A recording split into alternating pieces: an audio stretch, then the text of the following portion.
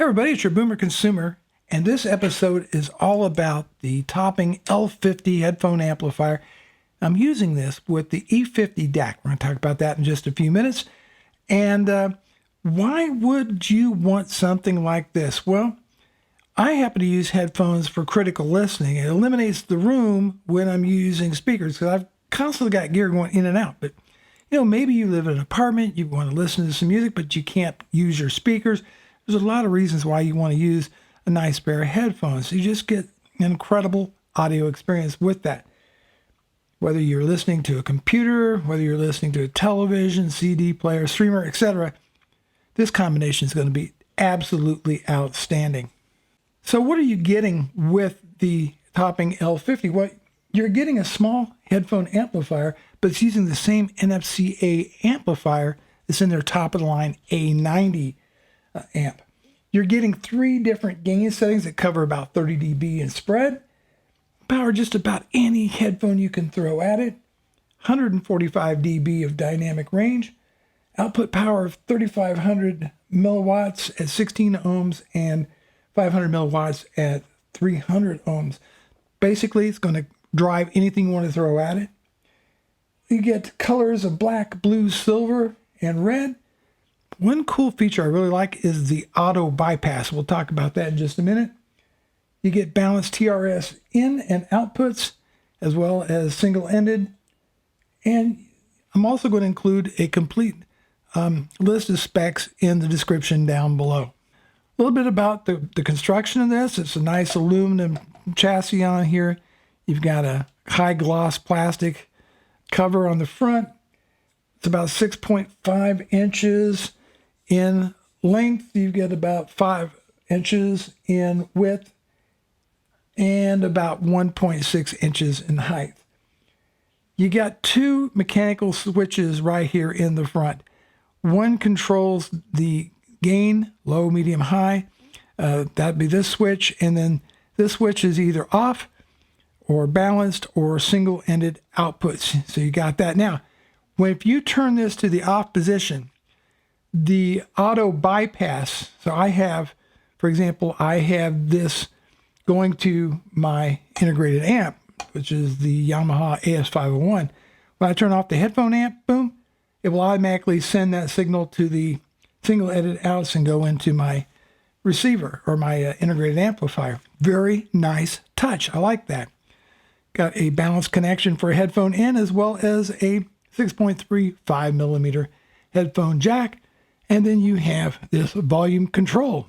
On the back, you have your TRS balanced inputs, single-ended inputs, pass-through for single-ended and TRS balanced outputs, as well as a USB port for firmware, and then finally your power connection. And when you buy this in the box, you're going to get an AC adapter, a 6.35 to 3.5 millimeter headphone adapter, user guide, and a warranty card, and of course the amplifier itself. So with the headphones, I used the HIFI Man ARIA planar headphones, and I also used my reference Sony MDR 7506, very neutral, flat headphone.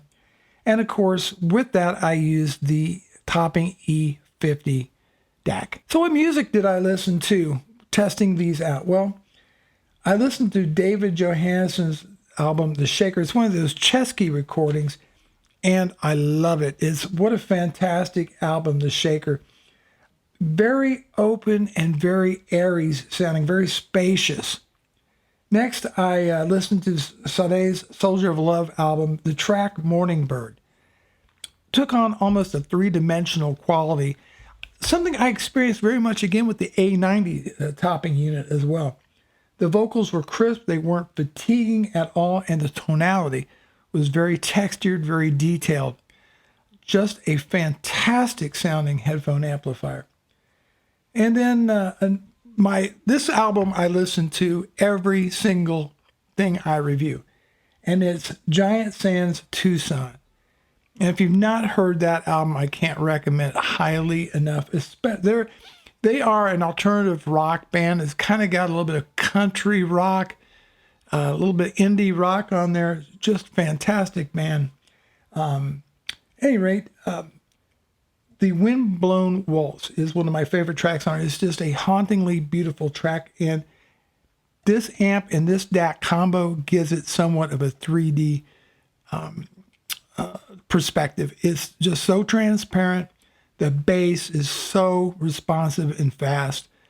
Treble was bright but not fatiguing. It wasn't overly warm, but it wasn't, on the cooler side of neutral. It just really hit the spot. So, my final thoughts on the L50, especially when using it with the E50 Dac. As I said, this compares very favorably to the A90. They're using the same amplifier chips. And I think pretty much you're getting the same sound. You're just, not getting all the same features as the A90, obviously. But for the current pricing of $400 for the pair, I mean, you're getting a DAC, for example, 32-bit, 768 kilohertz, PCM, I believe it's DSD512, full MQA rendering, you're getting balanced outputs, you're getting a ton of inputs on this DAC, and then couple that with this outstanding sounding headphone amplifier. I just don't think you can go wrong, especially at the current pricing. For like under $400, you're getting a really high fidelity sounding system. And that's really about it. If you like my reviews and you want to help my channel, make sure to subscribe and hit that notification bell. Bruce Naylor, your Boomer Consumer. Thanks so much for watching. I'll see you in the next video.